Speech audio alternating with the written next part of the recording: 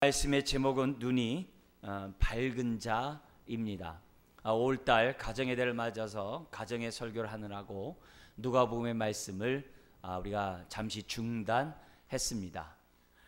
여러분들에게 오늘 말씀을 전하기 위해서 그동안의 말씀을 잠깐 상기시키려고 합니다. 우리는 하나님의 말씀을 듣고 지키는 자가 복이 있다라고 하는 큰 주제를 가지고 하나님의 말씀을 우리는 살펴보고 있었습니다. 여러분의 성경 한 장 넘겨보시면 누가복음 10장 25절에서 37절을 통해서 누가 복 있는 자인가?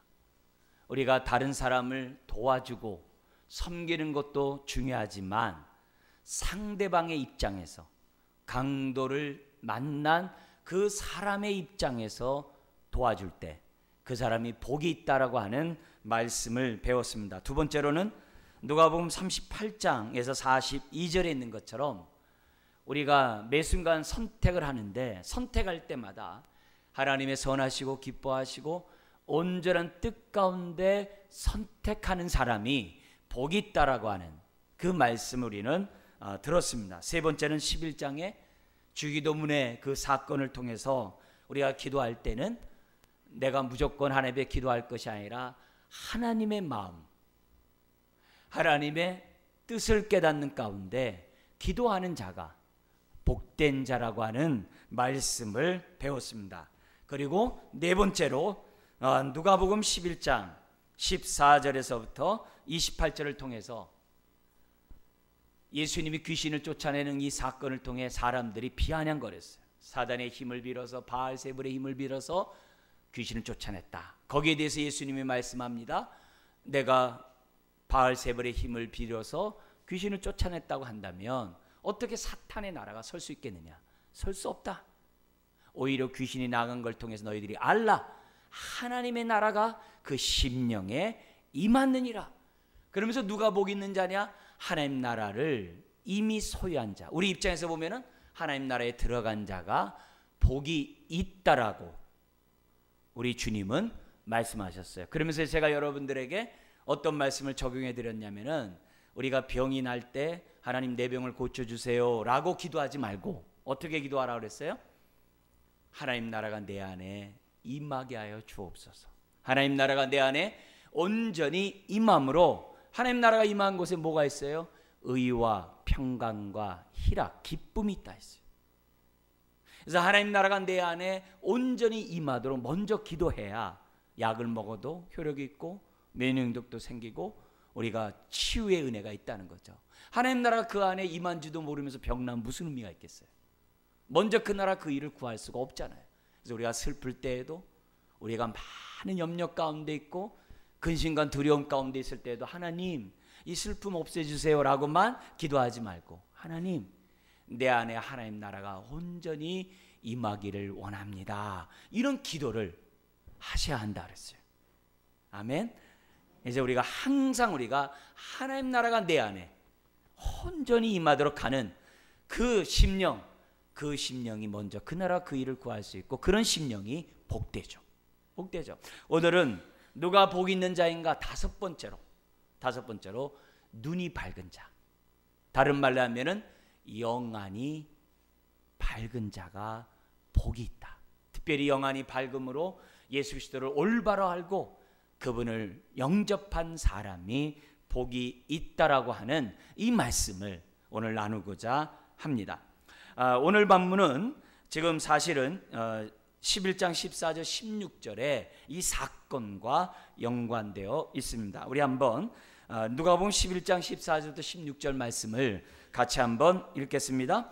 예수께서 한 말을 못하게 하는 귀신을 쫓아내시니 귀신이 나가매 말 못하는 사람이 말하는지라 무리들이 놀랍게 여겼으나 그 중에 더러는 말하기를 그가 귀신의 왕 바알세불을 힘입어 귀신을 쫓아낸다 하고, 또 더러는 예수를 시험하여 하늘로부터 오는 표적을 구하니.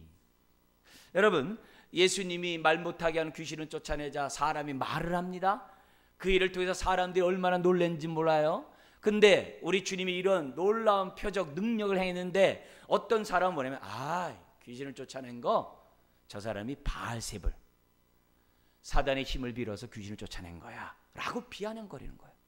그리고 또 어떤 사람들은 네가 이런저런 많은 능력을 나타내서 네가 하늘로부터 온 사람이라고 자꾸 나세우고 있는데 너가 정말 하나님의 아들이라고 한다면 그 메시아의 표적을 우리에게 보여줘라, 이렇게 또 비아냥거리는 거예요. 이 두 가지 비아냥거리는 것에 대해서 첫 번째 내용이 뭐였습니까? 지금 17절부터 26절까지예요. 내가 바알세불의 힘을 빌어서 귀신을 쫓아낸 게 아니다. 하나님 나라가 그에게 임함으로 귀신이 나간 거다. 이 얘기를 함으로써 첫 번째 비아냥거리는 것을 갖다가 우리 주님이 해결하셨어요. 그리고 나서 두 번째 비아냥거리는 게 뭐예요? 하늘로부터 오는 표적을 구하는 그들의 요구에 대해서, 비아냥에 대해서 오늘 우리 주님이 29절서부터 답변을 하고 있는 거예요. 그래서 이런 답변의 모습을 우리들이 왜 하게 되는가 생각하고 우리 다시 한번 29절 말씀 읽도록 하겠습니다. 무리가 모였을 때 예수께서 말씀하시되 이 세대는 악한 세대라 표적을 구하되 요나의 표적밖에는 보일 표적이 없나니. 성경에 보면 능력을 행할 때 어떤 때는 이적이라고 어떤 때는 표적이라고 말을 해요. 표적이란 단어를 썼을 때 뭐냐면 단순히 능력을 행하는 것이 아니라 그 능력을 행한 것을 통해서 예수님이 누구신지를 알게 하고자 했을 때는 표적이라고 그래요. 표적. 그래서 오병이의 역사를 일으키면은 예수님이 바로 어떻게 돼요?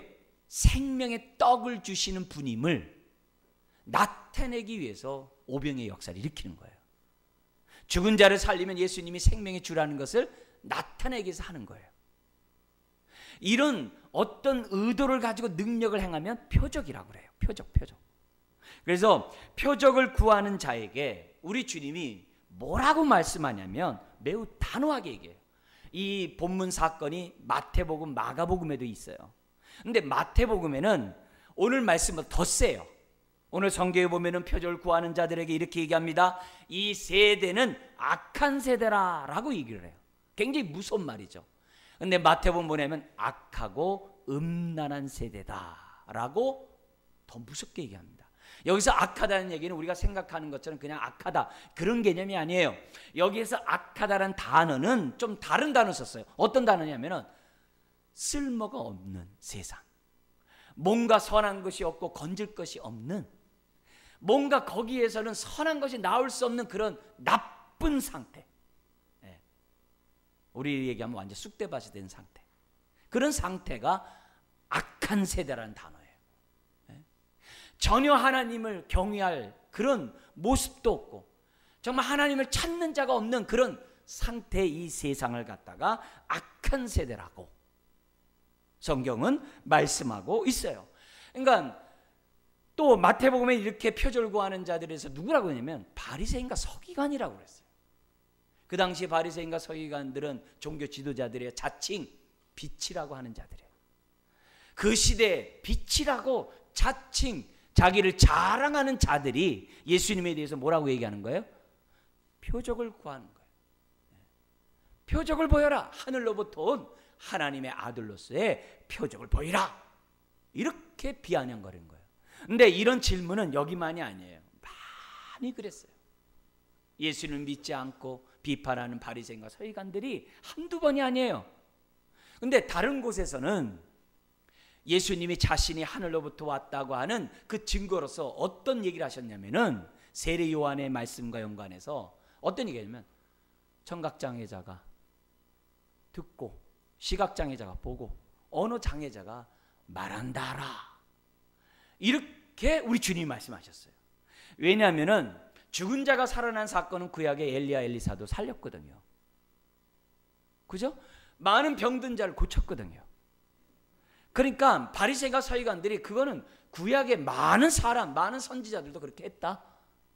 당신이 정말 하나님의 아들 메시아라고 한다면은 정말 메시아다운 표적을 달라고 지금 비아냥거리는 거예요. 근데 오늘 우리 주님은 지금 이사야 선지자가 예언했던 청각 장애자가 듣고 시각 장애자, 언어 장애자들이 보고 말하는 그런 걸로 이사야의 예언에 따라서 말하지 아니하고 우리 주님은 요나의 표적밖에는 너희들에게 증거할 것이 없다라고 우리 주님은 어떻게 보면 동문서답에 말씀을 하신 거예요. 그리고 사실 여기서 이렇게 보면은 이 표적을 구한다는 이 단어가 우리 성경은 그냥 표적을 구하니 이렇게 되어 있습니다만 이 단어는 뭐냐면 표적만을 구한다라는 단어가 더 정확한 단어예요. 그냥 항상 표적을 구한다는 거예요. 그래서 표적에 집착한다는 거예요. 오늘날로 말하고 한다면은 신앙생활하면서 있잖아요. 눈에 보이는 것에 자꾸 집중하는 걸 말해요. 아브라함이 눈에 보이지 않는 약속의 말씀을 붙잡고 나아감으로 정말 의롭다함을 받고 오늘 저와 여러분들이 2000년 전의 십자가의 사건을 우리가 눈으로 보지 않았습니다만 그 말씀을 믿음으로 우리가 죄사함 받고 구원을 받지 않았습니까? 신앙은 약속의 말씀을 믿고 의지하는 것이 신앙인데 오늘날도 자꾸 뭐냐면 눈에 보이는 것을 구해야 믿겠다고 하는 사람들이 많이 있다는 거예요. 그런 것처럼 그 당시 바리새인과 서기관들이 뭘 구하고 있었냐면은 자꾸 눈에 보이는 그런 것에 집착했다. 그래서 예수님에게도 당신이 하늘로부터 온 사람이라고 한다면은 거기에 따른 표적을 보여줘야 할 것이 아니냐고 지금 우리 주님에게 지금 비판하고 있다는 거예요. 사실 이 바리새인과 서기관들이 이렇게 얘기한 것은 자기 나름대로 어떻게 돼요? 보는 눈이 있기 때문에 그래요. 자기 나름대로 뭐예요? 보는 기준이 있기 때문에 그래요. 그래서 성경에 보면은 이렇게 얘기를 해요. 건축자들의 버린 돌이 바로 예수님이 되었다 그래요. 건축자가 그 당시 종교 지도자들이에요. 건축자가 볼 때 이 돌 쓸모없어. 그래서 버렸어요.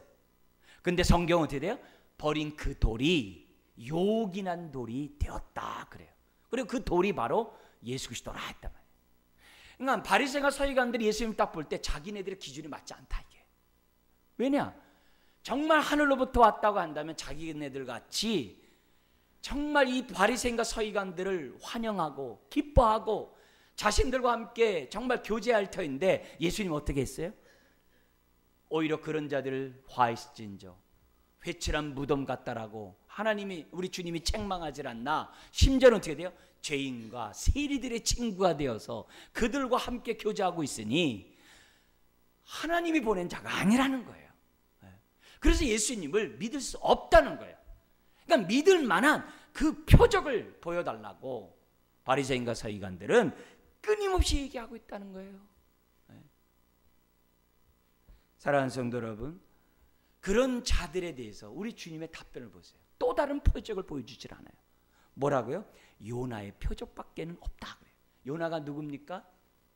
요나는 아수르에게 가서 하나님의 심판의 메시지를 전한 구약의 선지자예요. 근데 어디 가서 복음을 전했냐면은 아수르의 니느웨 성에 가서 전했다 이거예요. 근데 아수르가 어떤 나라냐? 북이스라엘을 멸망시킨 나라예요.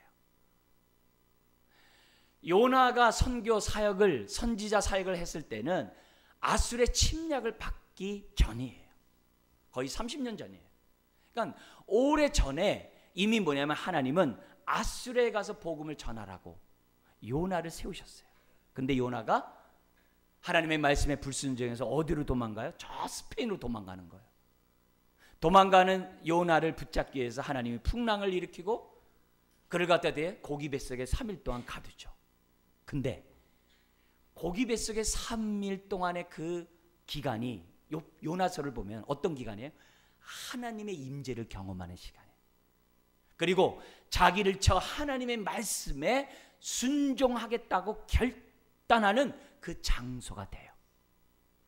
그래서 그런 결단과 함께 하나님은 요나를 3일 만에 고기 뱃속에 나와서 니느웨 성에 가서 복음을 전하게 하셨어요.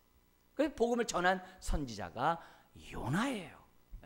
요나의 사건은요 굉장히 중요한 사건이에요. 왜냐하면 구약에서는 이스라엘을 중심으로 열방들이 와가지고서 하나님을 경배한다고 했어요. 근데 요나서는 그들이 오게 만든 게 아니라 그들에게 갔다는 거예요.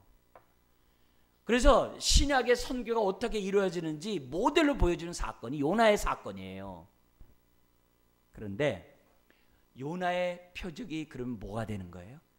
바로 3일 동안 고기 뱃속에 있다가 3일 만에 나온 그 사건이 요나의 표적이 되는 거예요. 그런데 이 요나의 표적은 뭐에 대한 그림자예요? 예수님의 십자가와 부활에 대한 그림자예요. 왜요? 예수님이 3일 만에 무덤에서 나오셨잖아요. 3일 만에 나오셨잖아요. 그러니까 예수님이 요나의 표적을 요나의 표적밖에 없다고 말한 이유가 뭐라는 거예요? 그리고 거기 30절에 있는 것처럼 요나가 니느웨 사람의 표적이 되고 인자가 이 시대에 표적이 된다는 말이 무슨 말입니까? 다른 게 아니에요.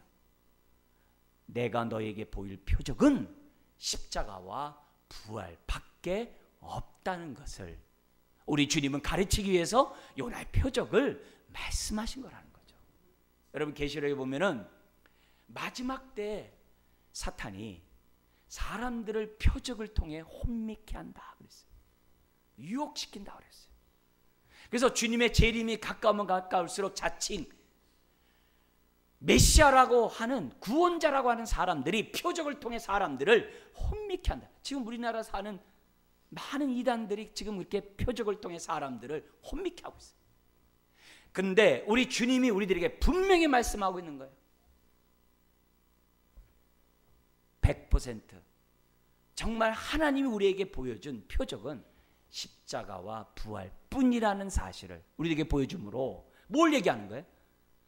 종말의 시대에 많은 표적으로 사람들을 할 때마다 그런 걸 아주 하찮게 가볍게 좀 더 심하게 하면 우습게 여기라 이게. 왜요? 우리는 그런 거를 통해서 하나님을 믿는 것이 아니라 우리는 십자가와 부활을 통해 하나님을 믿는 자가 되었다는 것을 우리는 확신하고 그런 것들을 가볍게 여기는 우리들이 돼야 한다는 거죠. 오늘날도 마찬가지예요. 오늘날도 마찬가지예요. 우리들이 십자가 부활의 의미를 더욱더 온전히 깨닫도록 해야 돼요. 성경은요, 창세기와 계시록에 있는 그 모든 것들은 사실 어떻게 보면 완벽하게 우리들에게 하나님 말씀하지 않았어요. 성경은 역사를 기록한 게 아니잖아요. 구원의 사건을 기록한 거잖아요. 그런 의미에서 성경에서 100% 하나님의 뜻과 100% 하나님의 계시가 드러난 것은 십자가 부활밖에 없어요. 그렇기 때문에 우리의 신앙은 항상 십자가의 부활의 의미를 알아가고자 해야 돼요. 사도 바울 같은 분은 뭐라고 얘기하냐면, 하나님, 저는 내 일생 십자가 부활의 의미를 깨닫고 그 능력을 터득기를 원해요. 하나님 나에게 은혜를 베풀어 주세요. 여러분, 바울 사도가 자기는 일생 십자가 부활의 의미를 깨닫고자 몸부림쳤다고 한다면 오늘 우리들의 삶은 뭐예요? 십자가 부활 외에 다른 것을 구하면 안 되는 거예요. 십자가 부활의 의미가 내 안에서 밝히 드러나지 않으니까 우리들이 자꾸 어떻게 돼요? 딴 생각하고 자꾸 내 마음 내 뜻대로 자꾸 그냥 엉뚱한 행동들을 한다는 거예요. 감사하게도 하나님은 우리들에게 100% 온전한 계시, 십자가와 부활을 우리들에게 주신 줄 믿습니다. 그래서 우리들이 기대해야 될 것은 그 당시 사람들이 정말 예수 그리스도가 하늘로부터 왔다는 사실은 뭘 통해서 그들이 무슨 표적을 통해서 예수를 믿어야 되는 거예요? 다른 거 없는 거예요. 또 다른 사람을 살리고 뭐 막 능력을, 그게 아니라 예수님 자신이 죽으시고 부활한 사건을 통하여 그들이 예수를 믿어야만 한다는 거죠. 자, 그런데 안타깝게도 그 당시 바리새인과 서기관들이 믿습니까? 안 믿어요. 안 믿어요. 그래서 우리 주님이 31절 32절에 심판의 메시지를 합니다. 먼저 우리 32절을 읽도록 하겠습니다. 심판 때 니느웨 사람들이 일어나 이 세대 사람을 정죄하리니 이는 그들이 요나의 전도를 듣고 회개하였음이거니와 요나보다 더 큰 이가 여기 있느니라. 여러분, 지금 니느웨 사람은 이방 사람이에요. 그 당시 니느웨 사람은 악의 축이라고 하는 사람이에요. 도대체 선한 것이 없는 그 사람들이에요. 그런데 그 니느웨도 요나가 복음을 전하니까 그들이 어떻게 돼요? 회개를 함으로 구원을 받았다 이 말이에요. 그것도 요나가 하나님의 심판의 메시지를 할 때 막 열심히 전했습니까? 아니에요. 요나서를 보면요, 3일 되는 그 길을 갔다가 하루 만에 통과해버려요. 3일 동안 돌아야 될 그 도성을 하루 만에 해요. 그것도 막 열심히 회개하셔 그랬겠어요? 당신네들 회개 안 하면 멸망당해. 믿거나 말거나. 그냥 그런 식으로 건성건성 요나가 했단 말이에요. 그런데 그럼에도 불구하고 니느웨 사람들이 회개하고 심판을 받지 않았단 말이에요. 그런데 요나보다 더 큰 이 예수 그리스도가 너희들에게 직접 와서 하나님의 말씀을 전하는데도 불구하고 믿지 않는다고 한다면 니네 사람들이 와서 너희들을 정죄한다는 거예요. 우리는 요나가 와서 전에도 우리가 회개했는데 너희들은 하나님의 아들 메시아가 왔는데도 회개도 안 해? 하면서 정죄한다라고 예수님 말씀해요. 그뿐만이 아닙니다. 31절 같이 한번 읽겠습니다. 심판 때 남방 여왕이 일어나 이 세대 사람을 정죄하리니 이는 그가 솔로몬의 지혜로운 말을 들으려고 땅 끝에서 왔음이거니와 솔로몬보다 더 큰 이가 여기 있으며. 여러분, 남방 여왕 지금 이제 에디오피아 이런 지역이겠죠. 거기서 뭐냐면 시바 여왕이 왔단 말이에요. 솔로몬의 지혜의 말씀을 듣고자 땅 끝에서 왔다 그래요. 근데 솔로몬보다 더 큰 이 예수 그리스도가, 더 지혜로운 예수 그리스도가 이 땅에 오셔서 하나님의 지혜의 말씀을 전함에도 불구하고 믿지 않는다면, 더구나 땅 끝에서 오는 것도 아니라 하나님이 저 높고 높은 보좌에서 이 낮고 낮은 이 땅까지 오셔서 말씀을 전하는데도 불구하고 믿지 않는다고 한다면 남방 여왕의 시바가 정죄하지 않겠네. 그 얘기를 지금 하고 있는 거예요. 그것도 이 시바 여인은 뭐예요? 유대인이 아니잖아요. 이방인이잖아요. 그것도 땅 끝에 있는. 여러분, 예수님은 지금 바리새인과 서기관들과 지금 니느웨 사람과 남방 여인 여왕과 지금 어떻게 해요? 대조하고 있는 거예요. 오늘도 마찬가지예요. 우리가 믿음의 가정에서 태어나면 얼마나 복됩니까? 근데 믿음의 가정에서 태어났음에도 불구하고 하나님을 믿지 않는 사람들이 있어요. 그리고 또 안타깝게도 또 우리 부모들이 믿음은 그냥 쉽게 갖는 것처럼 생각해가지고 아이들이 영적으로 죽어 있음에도 불구하고 관심이 없는 부모들도 있어요. 그건 10중 8구 자기가 영적으로 소경일 수도 있어요. 믿음의 자녀에서 아이가 타려났고 주일학교 잘 다닌다고 아이들이 거듭나는 게 아니에요. 저절로. 아닙니다. 오히려 니느웨 같은 사람 예수를 믿을 수 있어요. 니느웨 같은 사람 어떤 사람이야? 아이, 저 사람은 예수 믿을 수 없어. 어떻게 저 사람이 예수를 믿을 수 있어? 말도 안 돼. 그런 사람이 믿을 수 있어요. 심지어는 남방 여왕의 시바같이 정말 복음과 멀리 떨어져 있는 그런 사람들이 예수를 믿을 수도 있어요. 왜요? 믿는 그것은 하나님의 은혜거든요. 내 노력으로 내 의지로 할 수 있는 그런 것이 아니죠. 그래서 우리가 주님을 믿게 됐을 때 이게 웬 은혜인가? 웬 축복인가? 왜 복음이 나에게 들려지고 내 눈이 밝아가지고 십자가와 부활을 믿을 수 있는가? 우리는 하나님 앞에 감사하지 않습니까? 자, 그런데 영안이 어두운 사람들, 특별히 바리새인과 서기관처럼 표적에 집착하고 눈에 보이는 것에 집착하는 사람들의 특징을 보면 다 어떤 사람들이라는 거예요? 우리 예수님 말씀하신 것처럼 이 악하고 음란한 세대요. 즉 너무 세속화되어 있다. 너무 세상과 밀접해 있다. 그러니까 자꾸 어떻게 돼요? 보여달라는 거예요. 오늘날도 그러잖아요. 하나님, 내가 이 기도한 거 응답해 주면 하나님이 나 사랑하는 줄 믿어요. 하나님이 내 삶의 길을 활짝 열어주시면 하나님이 나와 함께한 걸 믿어요. 근데 왜 안 열어주신가? 그렇게 하면 안 되죠. 우리는 문이 닫혀도 오늘 우리 주제의 말씀처럼 하나님 말씀을 듣고 말씀대로 살아가야 하는 것이 우리들이 돼야죠. 내가 질병 가운데 있고 고통 가운데 있어도 우리가 어떻게 그 가운데서 우겨 쌓이지 않고 가시밭의 백합화의 은혜를 체험하는 것이 그게 복 있는 자죠.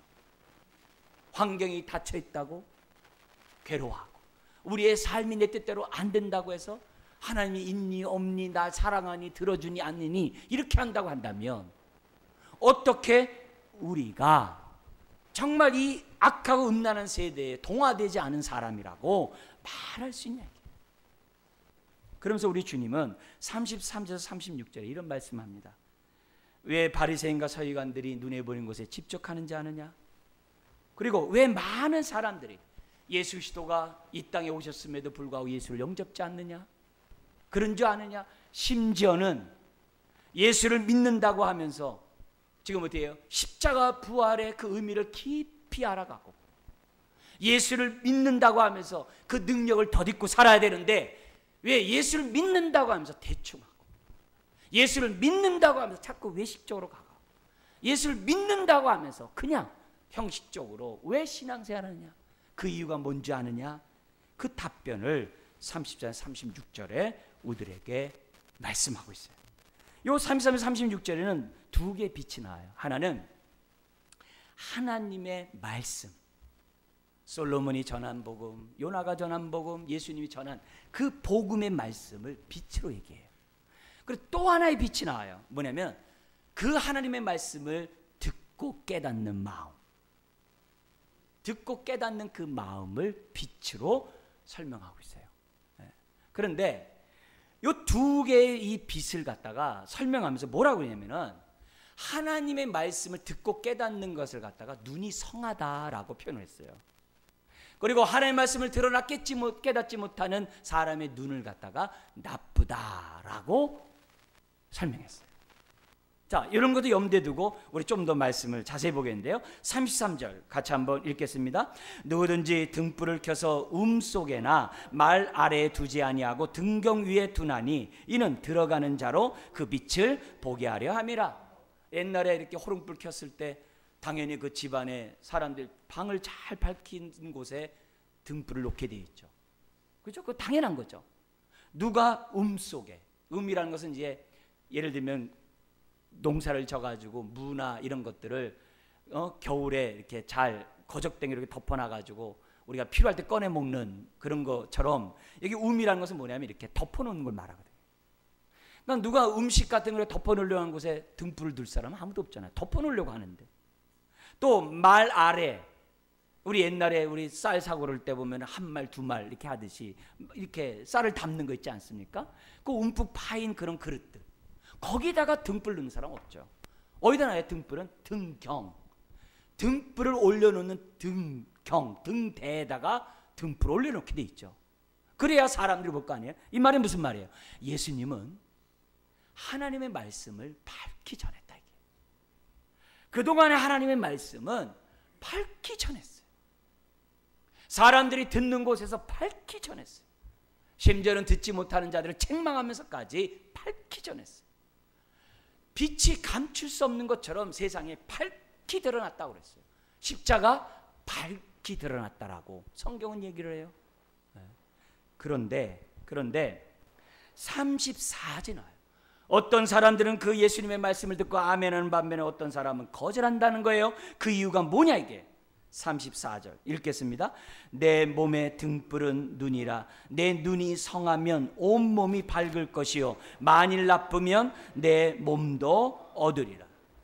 뭐 마이너스 0.001 뭐 이렇게 하면 나쁘고 나는 2.0 좋은 그 얘기하는 게 아니라 이 성하다, 눈이 성하다는 단어는 두 마음을 품지 않고 그 눈이 어떻게 돼요?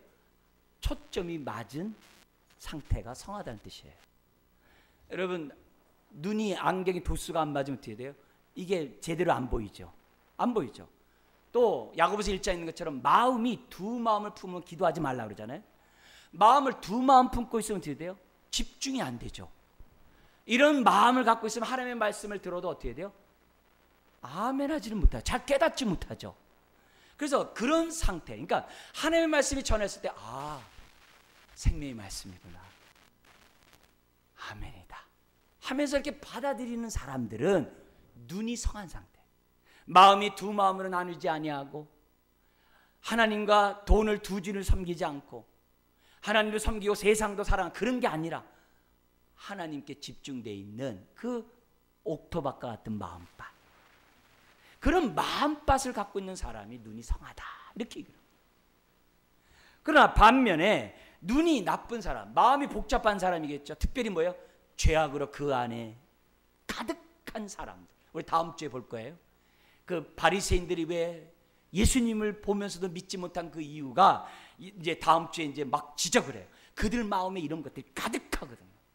이런 게 가득하니까 어떻게 돼요? 마음이 순전하지 않으니, 깨끗하지 않으니 얼마나 그 눈이 막 뭐랄까요? 사팔이랄까요?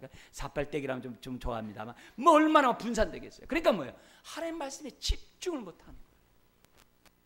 그러니까 하나님 말씀을 깨닫지를 못하는 거죠. 답답한 그런 모습이라고 우리 주님은 말씀하고 있어요. 그러면서 우리 주님은 30에서 36절에 얘기를 해요. 점검하라 이게요. 뭘 점검해요? 그러므로 내 속에 있는 빛이 어둡지 아니한가 보라.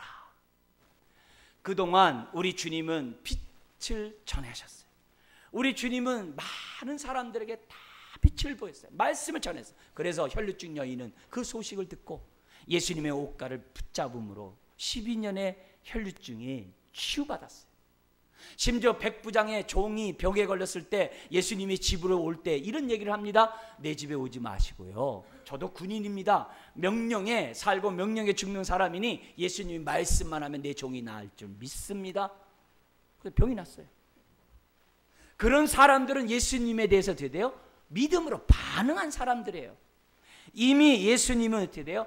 하나님 말씀을 밝히 전했어요. 그래서 그 중에는 눈이 밝아서 예수님을 그대로 믿고 하나님의 은혜를 덧입은 사람들이 많았어요. 심지어는 마리아는요, 향유 옥합을 깨가지고 예수님의 장례를 준비했어요. 머리에 부었어요. 눈이 밝지 않으면 행할 수 없는 일들이죠. 성경에 보면 수없이 많은 사람들이 눈이 밝음으로 예수 그리스도를 영접한 사람들이 있었어요. 자, 여기서 질문하겠습니다. 오늘 우리 주님은 내 눈이 밝은지 밝지 않은지 점검하라고 했어요. 제가 여러분들에게 눈이 밝은지 밝지 않은지 제가 점검하는 질문하겠습니다. 여러분, 하나님이 나의 아버지, 예수 그리스도가 나의 구세주 주님이신 것을 믿으십니까? 눈이 밝은 자입니다. 의심하지 말아요. 의심하지 말아요. 눈이 밝은 자예요. 눈이 밝은 자. 근데 문제는 그 다음입니다. 우리의 눈이 계속 밝도록 해야만 한다는 거예요. 우리의 마음의 등불이 계속 타오를 수 있도록 하셔야만 한다는 겁니다. 만약에 우리의 마음의 불빛이 이게 활활 타오르지 않으면 우리도 나도 모르는 사이에 어느 순간 어떻게 돼요? 외식적인 사람이 되고 세속적인 사람이 되고 하나님이 원치 않는 그 길을 가는 사람이 된다는 거예요. 우리가 말씀을 듣고 지키는 자가 복이 있다는 말씀의 주제를 가지고 말씀을 듣고 있어요. 우리가 말씀을 듣고 깨닫고 지키려고 하려면 우리의 마음의 등불이 꺼지잖아요. 그러면 우리의 마음의 등불이 꺼지지 않으려면 어떻게 될까요?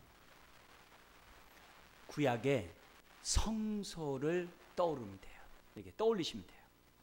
성소가 지성소가 있고 성소가 있죠. 지성소란 말은 지극히 거룩한 장소. 그래서 거기에 법궤가 있습니다. 그리고 성소, 거룩한 장소인 성소가 있어요. 성소에는 세 가지가 있습니다. 뭐가 있죠? 그 성소 안을 밝히는 정금 등대가 하나가 있고, 그리고 정금 등대 앞에는 뭐가 있냐면은 12지파를 상징하고 하나님 때 드린 것을 해놓은 떡상이 있어요. 떡덩어리를 쌓아놓은 떡상이 있어요. 그리고 또 하나가 있습니다. 뭡니까? 기도를 올려드리는 향단이 있어요. 성소 안에 세 가지가 뭐가 있다고? 정금 등대가 있고 떡상이 있고 향단이 있다고 그랬어요. 그러면 떡상은 뭘 얘기해요? 말씀이에요. 향단은 뭘 얘기해요? 기도예요. 그러면 말씀과 기도와 함께 뭐가 있어야 한다 그랬어요? 정금 등대가 있어야 하는데 정금 등대가 뭡니까? 성령의 불빛이에요. 이 얘기를 간단히 얘기한다면 우리의 심령에, 우리의 마음의 등불이 계속 타오르려면 성령의 인도 속에 하나님의 말씀을 묵상하고 성령의 인도 속에 저와 여러분들이 기도할 때 하나님과 우리와의 관계가 온전해지겠죠. 그죠? 우리의 기도와 우리의 말씀이 온전해지겠죠. 그러면 우리 속에서 어떻게 돼요? 끊임없이 등불이 타오르는 거죠. 구약의 제사장이 성소에 가서 해야 될 직무 가운데 하나가 뭐냐면 등불을 꺼트리지 않게 하는 거예요. 등불이 꺼져가려면 어떻게 되죠? 끄름이 나요. 끄름하면 어떻게 돼요? 창문이 없는 성소는요, 숨 쉴 수가 없어요. 이걸 신약에서는 성령을 근심케 하고 성령을 소멸하면, 왜냐하면 성령의 기름이니까, 소멸하면 그 인생이 냄새나는 인생이 된다는 것과 같은 말이에요. 그래서 제사장들은 항상 등불의 불빛이 온전하게 비칠 수 있도록 해야 되는 거예요. 우리도 마찬가지예요. 우리가 왜 하나님의 말씀을 깊이 묵상함으로 내 영혼이 하나님의 말씀에 따라 정말 깨끗한지 아닌지를 왜 묵상하면서 점검해야 됩니까? 왜 시편 19편처럼 하나님의 말씀이 내 영혼 깊숙이 들어오도록 왜 묵상합니까? 내 죄악을 회개하기 위해서, 불순종한 나의 마음을 꺾기 위해서, 하나님의 복음의 광채가 내 안에 들어오도록 해야 될 거 아니겠어요? 그래야 내 마음 내 뜻대로 살지 않죠. 옛사람을 벗어버릴 수 있죠. 그래서 우리는 하나님의 말씀 앞에 다가서야 되고 말씀을 이렇게 아멘을 받아야 돼요. 그리고 기도해야 돼요. 주의 선하신 뜻이 뭔지 분별하게 달라고, 깨달은 대로 순종할 수 있는 능력을 달라고 기도해야 돼요. 그러면 등불이 꺼지지 않고 활활 타올 수 있다는 겁니다. 그래서 두 번째 질문하고 싶어요. 여러분, 예수 그리스도를 믿는 여러분, 여러분의 등불은 계속 타오르고 있습니까? 말씀과 기도에 은혜를 받고 있습니까? 네. 꺼져가는 심지도 끄지 아니하시는 우리 주님께서 여러분의 심령에 성령의 기름을 부어주시기를 주의 이름 축원합니다. 네. 그래서 우리들은 신앙생활하면서 계속 등불이 타올라요. 네. 그래서 나의 모습 속에서 바리새인과 서기관들 같은 그런 죄악된 모습들이 나타나지 않도록 저와 여러분들이 정말 깨어 있어야 돼요. 사랑하는 성도 여러분, 오늘 사는 이 세대가 참 어둡습니다. 악하고 음란한 세대 가운데 이 세상이 살아가고 있어요. 그래서 우리 나라도 국가적으로도 지금 얼마나 많은 위기인지 몰라요. 세상에 전문가들이 있어요. 뭐 통이라고 그러죠. 해안이 밝은 사람들이 있어요. 그런 사람들이 지도자가 돼야 되고 이 나라를 운영해야 되겠죠. 자, 그런데 육신의 그러한 해안만 있는 것이 아니라 만약에 영적으로 해안이 있는 사람이 지도자가 된다면, 우리 6월 13일 날 사람 또 뽑는데 그런 사람을 뽑을 수 있는 눈들이 있다면 우리나라가 얼마나 복되겠습니까? 그런 의미에서 우리가 국가적인 모든 문제, 많은 문제도 다른 게 아닙니다. 눈이 밝은 사람이 지도자가 돼야 되고, 지도자가 눈이 어두우면 눈이 밝을 수 있도록 기도하고, 무엇보다도 그 심령이 하나님을 경외하는 사람으로 만들어야 될 책임이, 또 중보기 돼야 될 책임이 오늘 저와 여러분들에게 있을 줄 믿습니다. 여러분, 예수님이 어떤 분이십니까? 솔로몬보다 더 크신 분이에요. 예수님이 어떤 분이십니까? 요나보다 더 큰 분이에요. 그분이 이 땅에 오셔서 그분이 십자가에서 죽으시고 3일 만에 부활하셨어요.